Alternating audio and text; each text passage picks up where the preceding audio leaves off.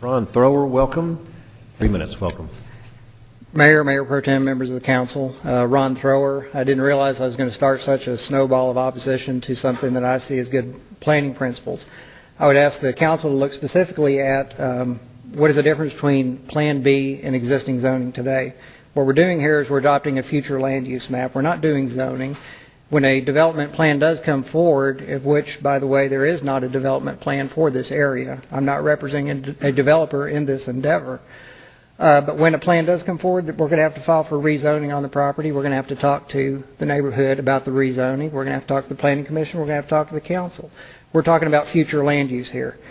I would like to walk through a couple of exhibits. Here's the what is known as Plan B, future land use map. The area specifically we're talking about is the area along Ben White, Dunlap, and Wadford. Looking at this area with a little bit more detail in a aerial, you can see there is some single family in the area, but there's also a lot of commercial. And we're going to walk through primarily the single family area with a little bit more detail. This is across Ben White looking at that single family area. This is what everybody sees when they drive down Ben White. This says this is Dawson and this needs to be changed, and it needs to be changed with the first step, which is with the FLUM map. We're dealing with area that has, for one, is an illegal commercial development on a single family zone property. We're dealing with a vacant tract. We're dealing with a property with a home valuation of $18,000, which includes a trailer. Another home in the $15,000 range.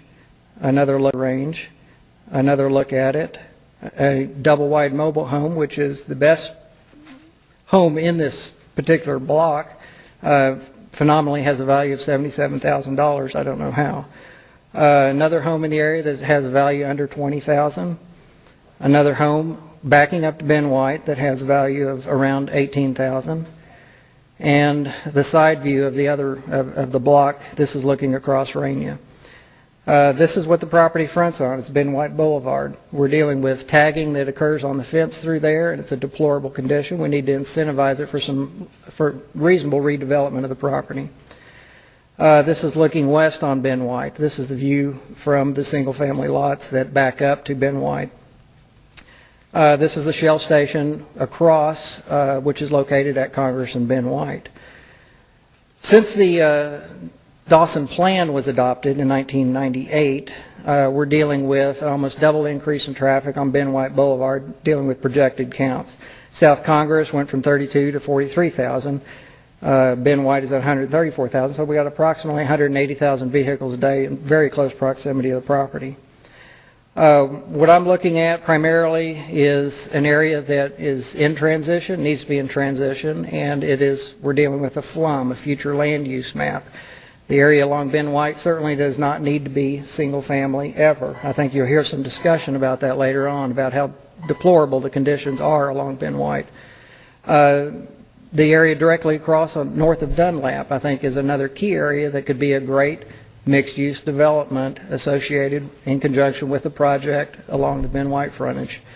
I'm available if y'all have any questions. Thank you, Mr. Thrower. Questions of Mr. Thrower, Council? Thank you, sir.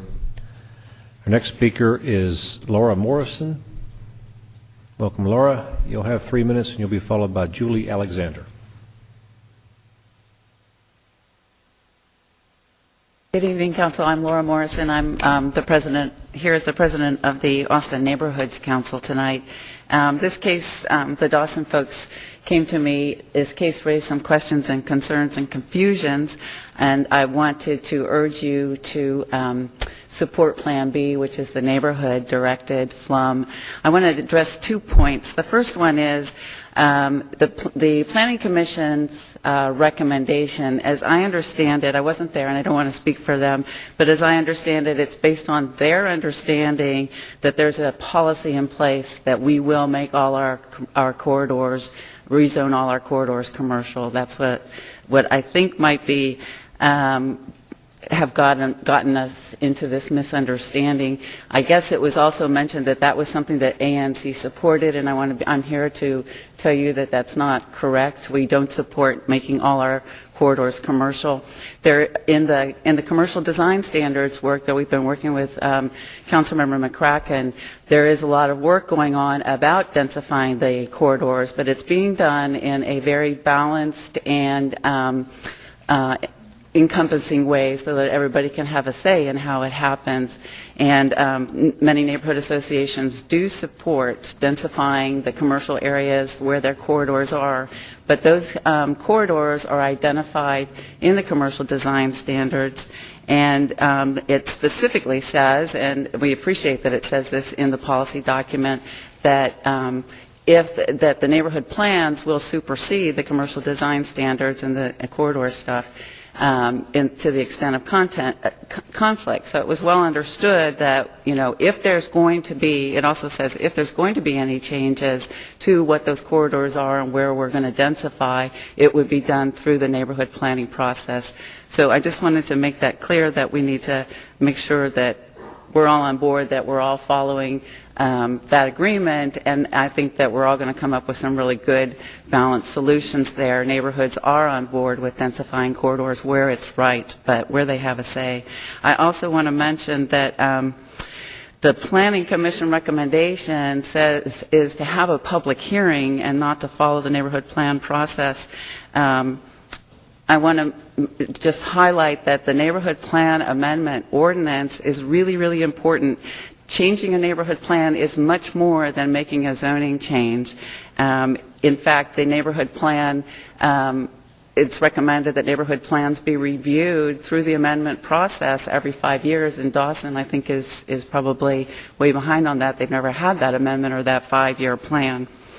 My neighborhood, ironically, is Old West Dawson. It's one of the ones without a technical flum because we were done before then. This is making me really nervous that we might be going forward and losing all of that. I do want to say that it was suggested that no neighborhood plan amendment formally could happen with the Dawson plan until they had their flum. Well, we were before you supporting a neighborhood plan amendment that went through for the Old West Dawson plan on June 8th of this month, on the 8th of this month, and in fact the agent was Ron Thrower and Mark Walters was the neighborhood planning staff, so there seems to be a little disconnect about whether you're allowed to do that or not. So just to finish up, I would urge you to keep the neighborhood plan process going forward as it should and support Plan B, which reflects the neighborhood plan agreements. Thank you. Thank you, Ms. Morrison.